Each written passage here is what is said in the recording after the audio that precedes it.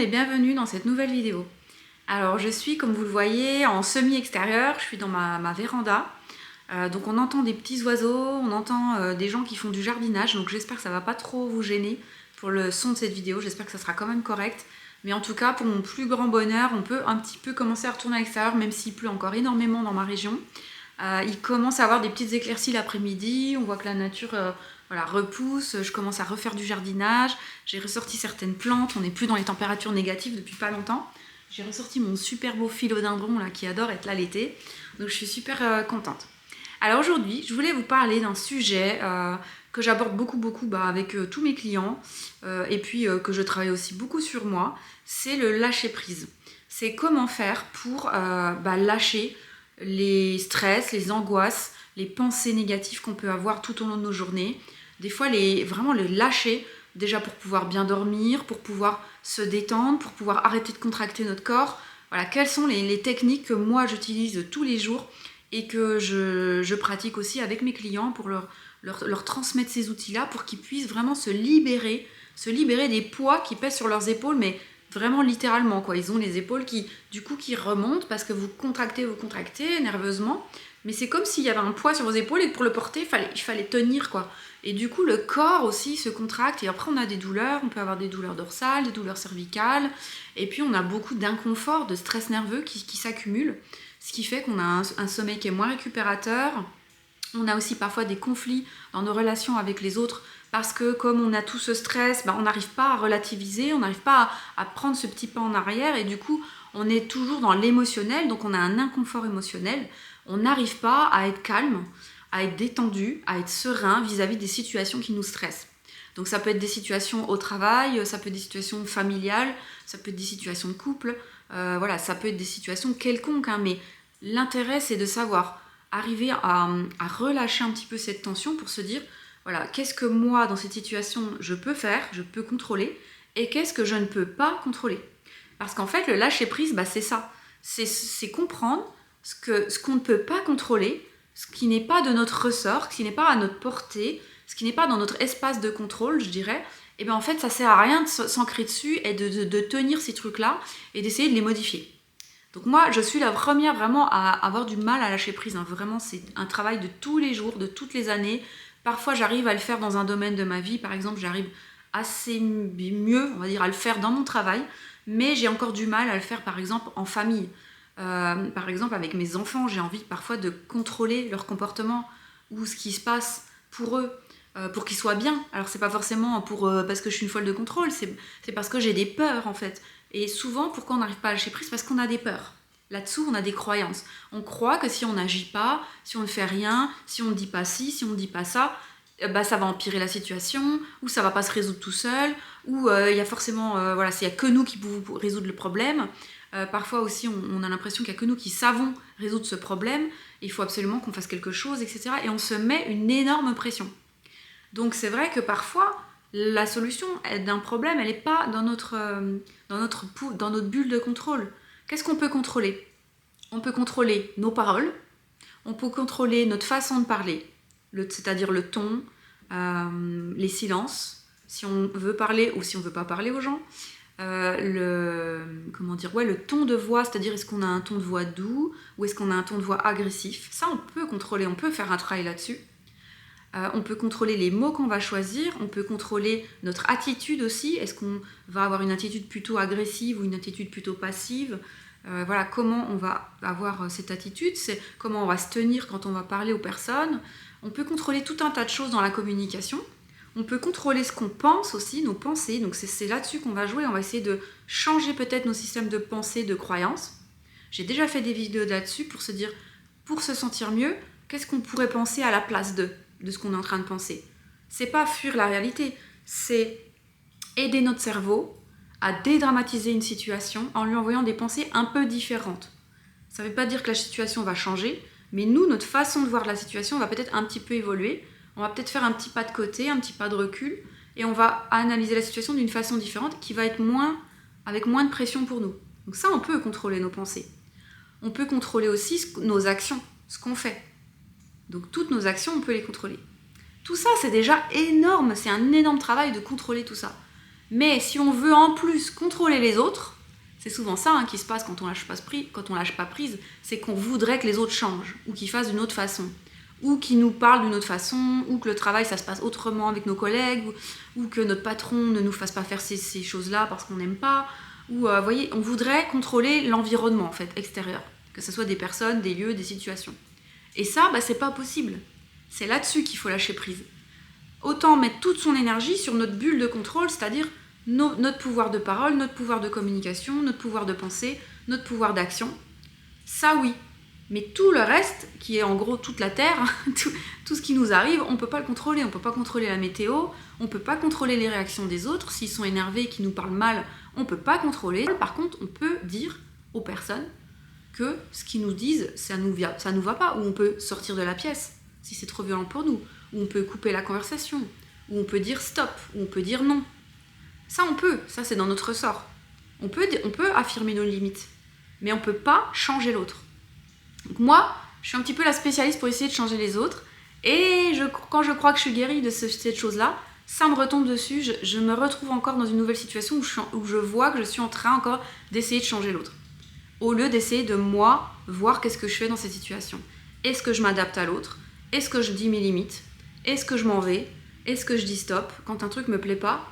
Mais la solution de essayer de changer l'autre, ça non, ça ne marche pas. Par contre, quand on affirme ses limites et qu'on peut couper aussi certaines relations qui nous vont plus ou qui nous vont pas, la personne en face peut aussi avoir des réactions. Ça peut engendrer des choses qui vont être ok pour nous, qui vont être bien. Mais c'est pas le but. Le but, c'est d'essayer de pas changer l'autre, en fait. De pas changer les autres. Que ça soit vraiment même si c'est vos enfants. Voilà, moi, mes enfants, ils sont encore assez jeunes. Enfin, jeunes, c'est des jeunes adultes et adolescents. Et parfois, j'aimerais qu'ils aient un autre comportement. Mais c'est des adolescents.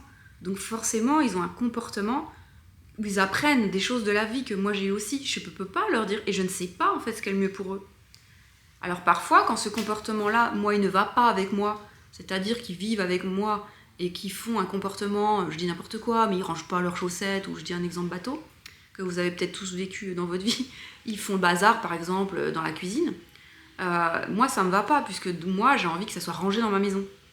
Donc là, j'ai le droit de te dire quelque chose, ou j'ai le droit de ne pas faire la vaisselle, ou de laisser le bazar jusqu'à ce qu'ils rangent, ou de leur dire que je ne suis pas ok avec ça. Après, s'ils le font toujours pas, je ne peux pas les forcer. Ça sera à moi de faire ce travail, de lâcher prise à un moment, quoi. Sinon, je vais devenir folle. Parce que si je le dis plusieurs fois et qu'à un moment, il se passe toujours rien, après, à un moment, je suis à court de solutions. Et c'est ça qui rend fou. C'est là qu'on se dit, mais comment je vais faire pour qu'il change, pour qu'il fasse la vaisselle? Non. Il se peut qu'il y ait une phase de vie où ça soit comme ça. Et c'est pas forcément très très très grave. Ça va passer avec le temps, c'est un apprentissage. Et c'est pas parce que quelqu'un fait pas la vaisselle que c'est une mauvaise personne. Faut pas confondre non plus les personnes et les actes des personnes.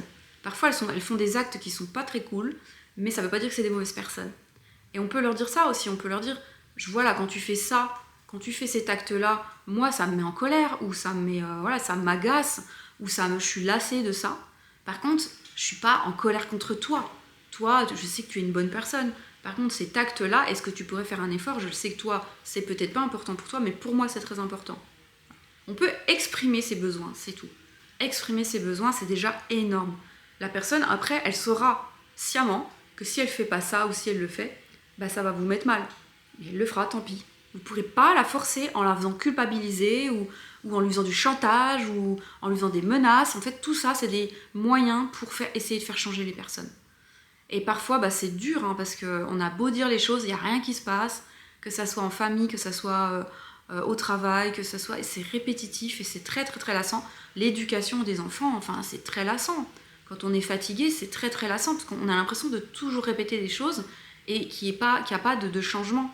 Mais au final, maintenant que mes enfants sont quand même plus grands, en tout cas les aînés, je vois qu'il y a un impact. Mais l'impact, il se voit au bout de plusieurs années. Il ne se voit pas au bout de 2 semaines. Et donc je me dis quand même que tout ce qu'on fait en termes d'éducation, tout ce qu'on explique, et même si après quand ils sont adultes, ils n'ont pas les mêmes règles de vie que nous, et qu'ils considèrent que nos règles de vie sont idiotes ou bizarres pour eux, ce qui est tout à fait normal, c'est pas la même génération, ils auront d'autres règles, ils auront d'autres façons de vivre, mais au moins de respecter les nôtres, et nous de respecter les leurs, voilà, en tant qu'adulte, d'adulte à adulte. Moi, c'est juste ça mon but, c'est qu'il y ait une relation après adulte-adulte et que on se respecte et qu'on arrive à se dire les choses quand il y a besoin de se les dire quand même, que ce soit pas un non-dit où on parle que de la pluie et du beau temps parce qu'on n'arrive plus à discuter. Et parfois, on n'est pas content de ce que nous disent les autres. Et eux, ils sont pas contents de ce qu'on leur dit. C'est comme ça.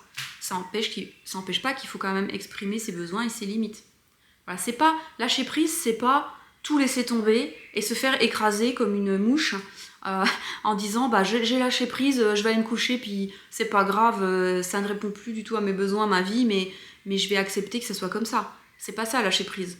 C'est continuer à exprimer ses besoins, continuer à affirmer ses limites. Parfois, il peut y avoir un coup de gueule, mais c'est pas d'essayer de trouver des solutions qui n'existent pas, et comme si c'était vraiment nous qui devions trouver cette solution, et de s'accrocher à nos pensées négatives. De se dire, ah, il a encore pas fait la vaisselle. Il a encore pas fait la vaisselle. Pourtant, je lui ai dit hier, mais il a pas fait la vaisselle, et j'avais déjà dit la semaine dernière. Et là, il m'a encore regardé, il l'a encore pas fait. Là, je lui ai dit, mais il l'a encore pas fait. Vous voyez, c'est ça. C'est ça. Arrêtez de faire ça. Ça n'apporte rien du tout.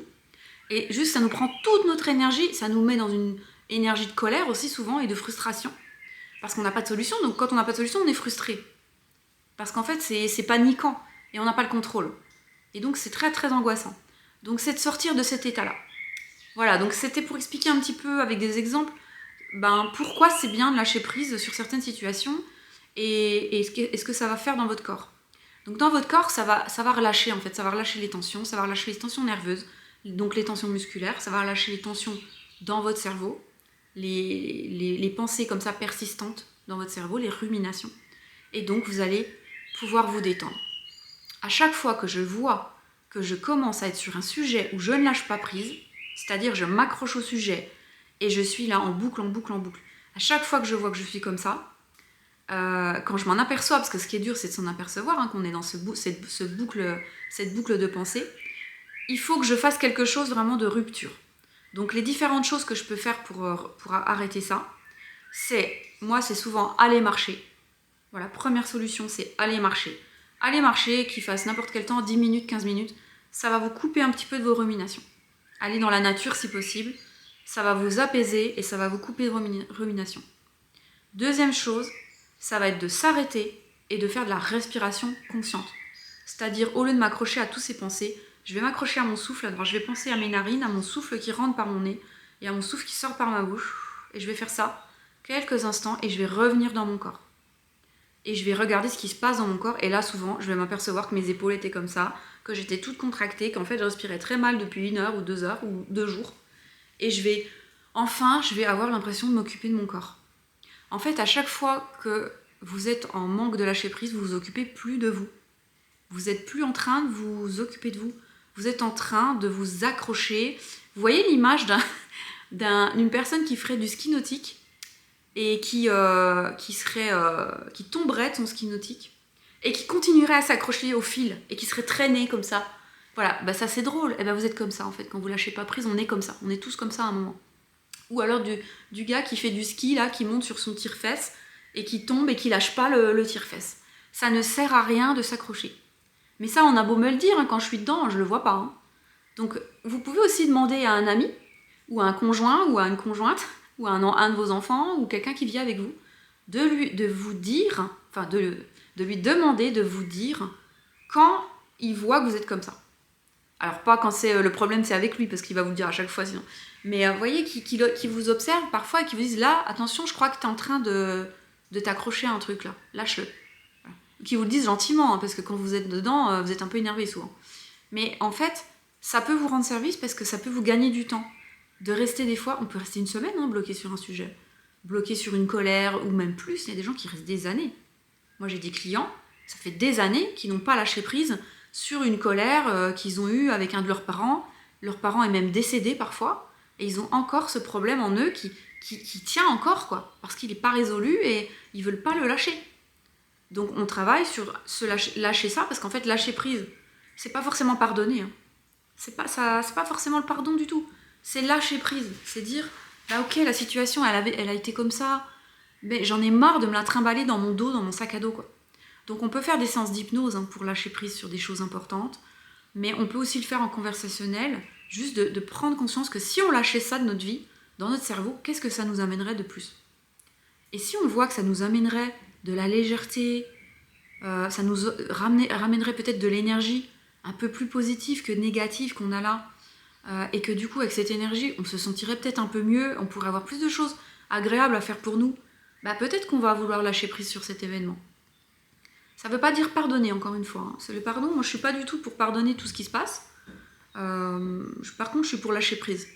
Lâcher prise sur tout ce qui se passe dans le passé pour pas se trimballer des casseroles toute notre vie qui nous alourdissent énergétiquement et qui nous alourdissent émotionnellement aussi. Voilà, de passer à autre chose, quoi. Ça c'est déjà très bien. Après on peut passer à autre chose et pas avoir pardonné, hein. Dire que c'est pas normal et qu'une situation est impardonnable et que c'est comme ça, mais on passe à autre chose. On passe à autre chose et puis voilà, c'est rangé dans un tiroir quelque part et ça veut pas dire non plus mettre sous le tapis, hein. Ça veut pas dire mettre sous le tapis puis que ça continue à nous travailler. Lâcher prise, c'est vraiment qu'on a lâché prise, ça nous fait plus rien. Si on y repense à cette situation ou à cet événement ou à cette personne, en fait ça nous fait rien. Il n'y a pas de colère, il n'y a pas de tristesse, il n'y a rien. Il n'y a plus rien, on a lâché. On a vraiment lâché le tire-fesse, quoi. Il est parti, on le voit plus. On a lâché le ski nautique aussi. Donc première technique, moi, quand c'est un petit truc comme ça, hop, je vais marcher, faut que je fasse une rupture de pattern. Donc on est dans un état d'esprit et il faut qu'on coupe. Donc je vais aller faire quelque chose, du sport, marcher, en fait bouger le corps souvent. Bouger le corps ou respirer. Bouger le corps ou faire de la respiration, des tapotements. En fait, ça se passe dans le corps, hein. Le lâcher prise, c'est si vous lâchez dans votre corps les tensions, ça va lâcher dans le mental. Pareil, si vous dites j'arrête de penser à ça et je vais faire de la respiration, vous allez concentrer du coup votre esprit sur votre respiration et plus sur ces pensées-là, ça va relâcher le corps. Les deux sont liés tout le temps. Vous relâchez l'esprit, ça relâche le corps, vous relâchez le corps, ça relâche le mental. Peu importe ce qui vous va le mieux en fait, essayez. Il y a peut-être, vous aimez mieux aller faire du sport, c'est plus facile pour vous que de vous poser et de faire de la respiration puis de penser à votre souffle. Ça marche pas, vous n'y arrivez pas, vous revenez tout le temps dans vos ruminations. Peu importe, allez marcher. Vous voyez, moi ça dépend des jours. Il y a des jours la respiration ça marche très bien. Je reviens tout de suite dans moi et je pense plus à toutes mes ruminations. Puis il y a des jours, c'est tellement là mes ruminations que faut que je fasse plus et je suis obligée d'aller bouger mon corps. Même des fois aller taper dans un, je vous l'ai déjà dit hein, dans d'autres vidéos, mais dans un sac de frappe, d'aller courir, d'aller faire un truc un peu cardio pour vraiment que ça sorte de mon corps, quoi. Et j'ai besoin de bouger. Voilà. Donc ça, c'est la première chose. Autre chose que je fais aussi, c'est des visualisations sur ma zone de contrôle. En fait, consciemment, je me dis, ok, là, il y a une situation qui ne me va pas du tout depuis plusieurs jours, des fois semaines. Et en fait, je revisualise ma bulle de contrôle. Donc, j'ai déjà fait des séances toute seule où je me crée ma bulle de contrôle. Donc, c'est une bulle dans laquelle je suis, où je visualise tout ce que je peux contrôler et tout ce qui est à l'extérieur de cette bulle, je ne peux pas le contrôler. Donc comme je vous ai dit tout à l'heure, je ne peux pas contrôler l'environnement, je ne peux pas contrôler les autres personnes, je ne peux pas contrôler la météo, voilà, je ne peux pas contrôler l'énergie des autres, s'ils sont bien, s'ils sont mal. Ça, je ne peux pas. Même si j'aimerais, beaucoup. Mais je ne suis pas magicienne et personne ne peut. Et donc, je me dis, moi, là, de ma bulle, donc c'est une bulle transparente, je la visualise, et je me dis, là, je suis dans ma bulle transparente, je vois, par exemple, les autres autour de moi. Et il y a des choses, par exemple, des fois qui ne me plaisent pas dans leur comportement, ou j'aimerais que ça soit autrement, qu'ils se comportent différemment avec moi, ou dans leur vie. Et je vois ça, en fait, comme une spectatrice, puisque c'est hors de ma bulle. Donc, je suis dans ma bulle, et je sais que moi, mon corps, il peut pas traverser cette bulle et faire quelque chose. Ma voile ne peut pas traverser cette bulle. C'est vraiment une bulle qui est opaque, enfin, qui est transparente, mais qui est en verre, quoi. On peut pas la traverser. Et donc, je peux juste observer ce qui se passe à l'extérieur. Et donc, je me remets, c'est comme si je faisais un pas en arrière et que je me remettais dans un rôle d'observatrice de la vie des autres et de ce qui se passe. Et je me dis, je peux juste réagir à ça. Je me remets en mode observation-réaction. Et je ne suis plus acteur de la situation. Parce que si ce qui vous gêne, c'est le comportement de quelqu'un d'autre, vous ne pouvez pas agir là-dessus. Si ce qui vous gêne, c'est une pièce qui est en bazar, que vous avez envie de ranger, là, vous pouvez agir, vous pouvez la ranger. Là, vous pouvez agir. Si c'est des objets. Si c'est des personnes, souvent, c'est pas les objets qui nous embêtent. C'est pas du tout les objets. Généralement, c'est les autres personnes qui ont envie de modifier ou des actes qu'ils font ou des choses qu'ils disent, on a envie que ça se passe autrement. Et ça, on peut pas. Donc, en fait, il faut revenir vraiment à soi, à prendre soin de soi et se dire, moi, pour me protéger aussi, parce que quelque part, on a besoin de protection, parce qu'on est en train d'être anxieux ou anxieuse. On est en train de vivre une peur. C'est pour ça qu'on ne veut pas lâcher prise. Et donc, quelle est la peur là-dessous? Pourquoi je lâche pas prise? Pourquoi j'ai peur? Pourquoi j'ai autant peur? Pourquoi je voudrais que ce soit différent, ce truc? Pourquoi je voudrais que cette personne se comporte autrement? De quoi j'ai peur? Ou de quoi moi j'ai besoin? Et on essaie de trouver ce qu'il y a dessous. Donc, par exemple, quand ça concerne mes enfants, souvent, moi, j'ai des peurs qu'ils soient pas bien ou qu'ils soient pas heureux. C'est souvent ça quand on est mère. On a des peurs que s'ils se comportent comme ça, et ben après, ils vont avoir des problèmes, ou ils vont avoir des mauvaises relations avec les autres, ou ils vont pas arriver à faire tel truc, ou ils vont pas arriver à leurs objectifs. Donc, du coup, on a énormément de peurs. Et ça nous donne envie de les contrôler, de leur dire comment faire, parce qu'on croit qu'on sait. Et donc là, il faut se réfréner, se dire, cette peur-là.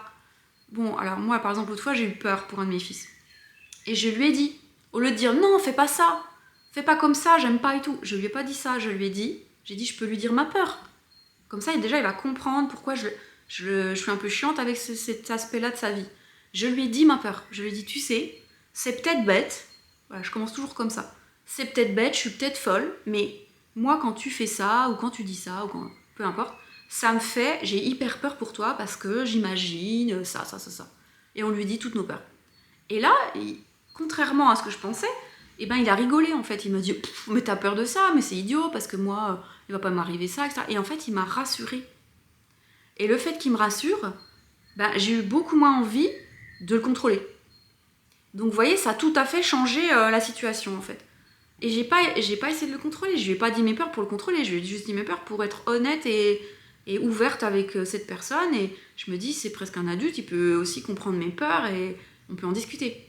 Mais c'est mes peurs à moi, c'est pas ses peurs à lui, donc voilà. Donc, pareil, dans votre couple, s'il y a quelque chose qui va pas dans votre couple, il y a tout le temps des choses qui vont pas, on est des gens différents, donc forcément on a des besoins différents. C'est normal qu'il y ait des zones de friction, qu'il y ait des choses qui n'aillent pas, ou que quelqu'un fasse quelque chose, que ça blesse l'autre sans s'en rendre compte, etc. Ça arrive tous les jours.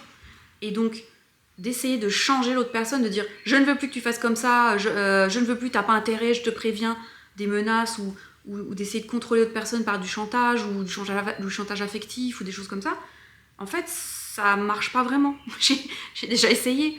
Mais en fait, plutôt la relation ouverte, où vous allez plutôt dire ce qui se passe en vous quand l'autre fait ça, c'est beaucoup plus efficace, et surtout, c'est beaucoup plus honnête. Parce qu'en fait, l'autre, il a aucune idée du monde dans lequel vous vivez. Lui, il vit dans son monde, et vous vivez dans votre monde. On n'a pas le même monde, hein. Chaque individu a ses peurs, a ses angoisses, a ses croyances et tout ça. Ça, je vous rappelle, on a déjà parlé dans d'autres vidéos, mais c'est comme si chacun se trimballait avec...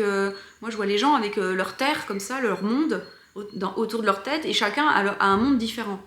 Et donc, de dire, moi, dans mon monde, tu sais, dans mon monde, quand il se passe ça, moi, ça m'angoisse, ou ça me rend hyper triste, parce que ça me rappelle quelque chose que j'ai vécu, hein, parce qu'on a tous nos histoires. Juste d'être honnête. La personne, après, elle va comprendre, elle n'est pas idiote. Si elle est en couple avec vous, elle n'est pas là pour vous blesser, ou alors peut-être qu'elle va encore le faire parce qu'elle se rappelle plus, et elle va pas faire exprès. Moi-même, je blesse souvent mon conjoint sur des choses qu'il m'a déjà dit, pourtant je sais très bien qu'il ne faut pas le faire, et je sais très bien ce que ça lui fait, et des fois j'y pense pas, je refais, etc. C'est un apprentissage aussi, c'est comme avec les enfants. C'est quand on a l'habitude de faire quelque chose et que pour nous ça ne pose aucun problème, et que en fait ça pose un problème à l'autre, c'est dur de changer un petit peu, mais on va essayer, on va faire des efforts, c'est ça qui compte. C'est qu'on va essayer de se rapprocher de quelque chose qui peut aller dans les besoins de l'autre. Ou alors on va trouver un consensus entre ses besoins et nos besoins pour trouver un truc au milieu pour que tout le monde soit content. Mais au moins ça ouvre la discussion. Et on n'essaie pas juste de contrôler l'autre en lui donnant un ordre. Alors normalement on fait pas ça quand on est deux adultes en couple, normalement, mais moi je suis assez autoritaire de base, donc j'avais tendance à faire ça. Et j'avais tendance à le faire énormément avec mes enfants, et j'ai encore tendance à le faire. Et avec les enfants, on a plus tendance, puisque comme ils sont petits, et qu'on se dit « Oh, je dois les élever, ce sont mes enfants, je dois leur apprendre les règles de politesse, de bienséance, de vivre ensemble, de bienveillance, tout ça », bah, on se donne un peu un rôle d'éducateur qu'on est, hein. Et du coup, l'éducateur peut vite se transformer en « je te contrôle », en fait.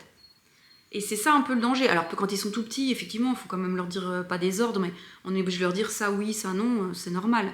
Mais quand ils deviennent adolescents et adultes, là, il y a plus de discussions qui doivent s'ouvrir, et plus seulement directif, voilà, parents, enfants, hiérarchie, tac, tu dois m'écouter, sans discuter. Ça marche plus. À partir de, je sais pas, à 12-13 ans, ça ne marche plus du tout, même avant peut-être. Parce que l'enfant, il dit, bah non, pourquoi je ferais ça ? Ok, pourquoi tu ferais ça? Bon, on va discuter, parce qu'en fait, quand tu fais ça, et puis des fois, quand on discute, on s'aperçoit que c'est vrai qu'on demande des choses qui sont parfois un peu idiotes, parce qu'en fait, c'est nos peurs. Alors parfois non, hein, parfois c'est tout à fait justifié, et là, je reviens pas...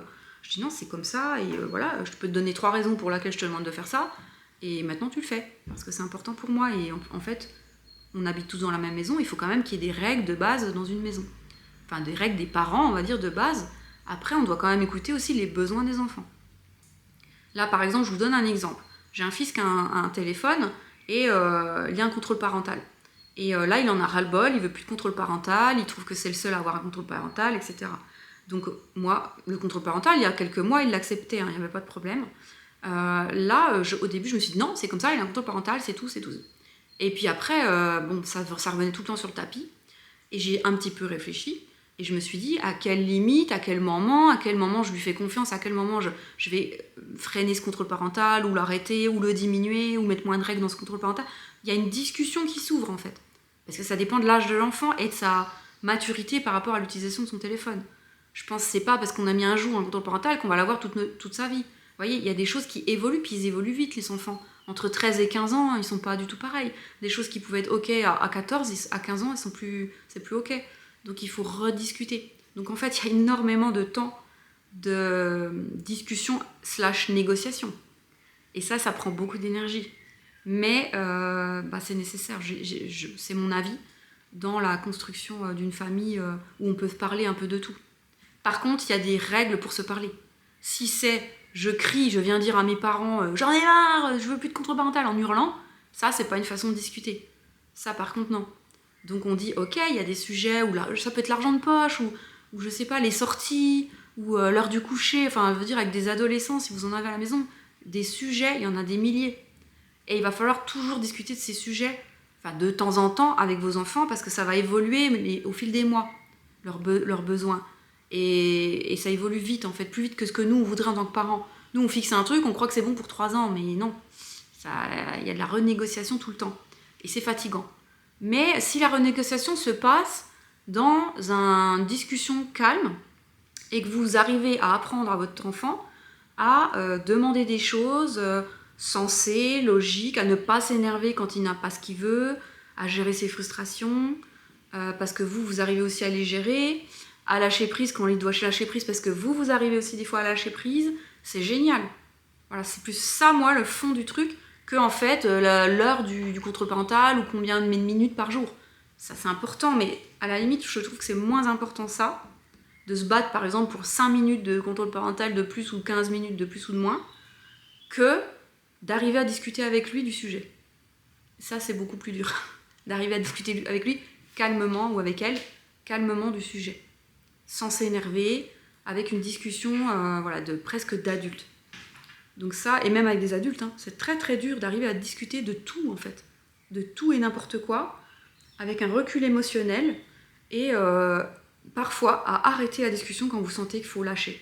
Que c'est plus le moment, que c'est en train de monter, ou que la personne elle a plus la patience, ou qu'elle est trop fatiguée, il faudra peut-être un autre moment pour en parler. Là c'est ça aussi lâcher prise. C'est trouver le bon moment pour parler des choses avec les personnes.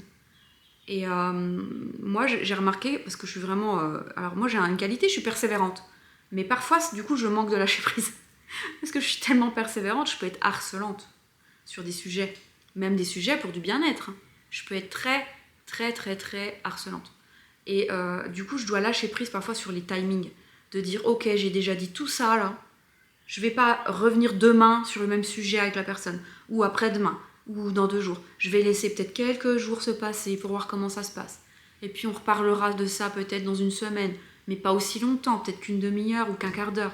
Alors que là on en a parlé 1 heure. Vous voyez, il faut aussi moi que je lâche prise sur ça. Sur les moments de discussion, les timings. Parce que c'est pas parce que vous êtes prêt à parler que l'autre est prêt à parler. Typiquement, globalement ou généralement, je vais faire un peu des généralités, mais les femmes ont beaucoup plus envie de parler, souvent, que les hommes. Les hommes, il y a un timing, je pourrais mettre un timer, je sais qu'au bout de 15 minutes, j'ai atteint le max presque.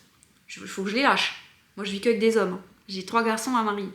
Et je sais que je peux pas discuter 1h30 d'un sujet, sinon ça va commencer à s'énerver. Alors que moi, je peux rester 1h30 et discuter d'un sujet, il n'y a aucun problème. Donc, vous voyez, on n'a pas la même fenêtre de tolérance sur les aspects de discussion, communication. Eux, c'est une perte de temps. Et c'est pour ça que je fais une chaîne YouTube, hein, d'ailleurs. C'est parce qu'avec vous, je peux discuter autant que je veux, puisque c'est ma chaîne YouTube et je peux contrôler mes vidéos, les timings. Je peux faire des vidéos d'1h30 si je veux. Et si vous en avez marre, vous pouvez couper la vidéo, je le sais même pas. Donc, et d'ailleurs, non, si je le sais, parce que la moyenne de vision des vidéos, je crois que c'est un truc comme 8 ou 9 minutes. Et je fais des vidéos des fois de 30 minutes. Donc ça veut dire que vous coupez au bout de quelques minutes. Et vous avez bien raison. Et c'est ça qui est bien avec les réseaux, c'est que vous pouvez couper. Les gens qui vivent avec moi, ils peuvent pas couper, les pauvres. Et donc, moi, il faut aussi que j'arrive à lâcher prise sur ça. Sur, ok, t'as bien compris, tu veux qu'on en reparle, tu veux que je reformule. Non, les gens, ils en ont marre. Lâche prise. Et reviens dans 3 semaines avec le sujet pour voir, mais lâche pour l'instant. Voilà, donc c'était une petite vidéo que je voulais vous faire sur le lâcher prise parce que dernièrement, j'ai eu beaucoup de sujets où je me suis pris la tête. Je vous dis en famille, sur l'éducation, sur plein de choses. Et puis là, j'ai décidé de lâcher un peu prise et je trouve que ça me fait un bien fou. Donc parfois, je vous dis, c'est sur l'instant, je comprends qu'il faut que je lâche prise, je fais des exercices et je refais ma bulle de visualisation. Et en fait, pour finir cette vidéo, ce que je vous dirais, c'est que plus vous vous prenez la tête sur quelque chose, plus ça vous fait du souci, plus vous avez d'angoisse, plus vous avez peur, plus vous avez l'impression que vous perdez le contrôle, plus vous avez envie de remettre du contrôle, moins il faut le faire. Et plus il faut vous occuper de vous, en fait. Et faire des choses qui vous plaisent à vous. Et c'est ce que j'ai fait ces derniers jours, semaines. Et je me sens beaucoup mieux. Et le monde ne s'est pas écroulé autour de moi. Les situations de vie même s'améliorent sur des points qui n'étaient pas bons il y a quelques mois. Et pourtant, qu'est-ce que je fais en ce moment ? Je fais des travaux de jardinage, je fais de la créativité, je suis en train de refaire ma chambre, enfin je suis en train de démarrer un petit chantier dans ma chambre pour refaire plus que de la déco, hein, faire vraiment une chambre, d'ailleurs je vais vous faire une vidéo dessus, une transformation complète de ma chambre pour créer 2 espaces nuit au lieu d'un et changer totalement ma salle de bain et mon dressing. Donc il va y avoir plusieurs mois de travaux et on va tout faire nous-mêmes, donc ça va bien nous occuper, mais du coup ça m'occupe l'esprit, vous voyez, avec des choses, de chercher des solutions, donc, comment on va mettre les choses, comment on va refaire ces pièces. Voilà, donc ça c'est génial, je suis en train de m'occuper, j'ai repris le sport, j'ai repris la méditation aussi. En fait j'ai fait plein de choses pour moi qui me plaisent énormément ces derniers jours et semaines. Et voilà, dès que j'ai du temps libre, en fait je fais des choses comme ça. Et ça me permet de lâcher prise sur des sujets où je me disais j'ai pas de solution, on va pas y arriver, comment je vais faire, c'est la cata, ça ne va pas, ça va pas du tout, rien ne va, j'ai tout loupé. J'étais dans une spirale un peu négative, ça m'a sorti de ça et j'ai eu envie de vous faire cette vidéo pour vous dire voilà, des fois on est dans des spirales négatives de pensée, hein, pas forcément de ce qui se passe dans notre vie, hein, en plus il se passe rien de mal dans ma vie, mais dans les pensées, j'étais un peu dans le négatif à me dire j'y arrive pas. J'arrive pas dans mon travail, j'arrive pas dans ma famille, j'arrive pas à l'éducation, j'arrive pas dans mon couple, y a rien qui va. Vous voyez, j'étais vraiment pas dans le positif. En plus, la météo était horrible depuis plusieurs mois, donc ça joue quand même un peu sur le moral, j'ai l'impression, au bout d'un moment. Et finalement, de reprendre un peu possession de mes occupations que j'aime, et ben ça m'a sorti de ça. Et puis j'avance en fait du coup sur les différents sujets, petit à petit, aussi bien que si je me prenais la tête toute la journée dessus. J'avance en faisant des petits sauts de puce en fait de temps en temps sur les sujets et je prends moins la tête aux gens, j'ai l'impression, autour de moi et finalement ils changent pas les gens, c'est juste que moi j'accepte un petit peu mieux comment ils sont et je gère mon énergie par rapport à ça. Et après je donne quand même mes limites, hein, je les donne, hein, je les dis, y a pas de souci, moi je vais pas me laisser écraser comme une petite mouche, hein, comme je vous ai dit, c'est pas ça le lâcher prise, c'est pas la soumission, mais je suis moins énervée quoi, et j'ai plus d'énergie du coup pour d'autres choses. Notamment pour faire du sport, là j'ai repris pas mal le sport et ça me fait énormément de bien. Voilà, donc écoutez, dites-moi ce que ça vous inspire à vous, le lâcher prise. Si vous avez bien aimé cette vidéo qui est très longue, merci déjà d'avoir le suivi jusqu'à la fin. Merci aussi pour tous ceux qui ont mis un petit commentaire sur la dernière vidéo du voyage en Italie, j'ai eu pas mal de petits commentaires très sympas. Je vais refaire un petit voyage là, la semaine prochaine, oui la semaine prochaine, dans le sud de la France, donc je vous ferai des petites images, ça sera peut-être moins long, mais je vais peut-être faire quelques petites excursions, voilà, de petites marches et tout, donc je vous ferai des petites images, et puis je vous dis à bientôt pour une nouvelle vidéo, et n'oubliez pas de vous abonner si vous ne l'avez pas encore fait, pour soutenir cette chaîne. Et je vous dis vraiment à bientôt, et gros bisous, prenez bien soin de vous.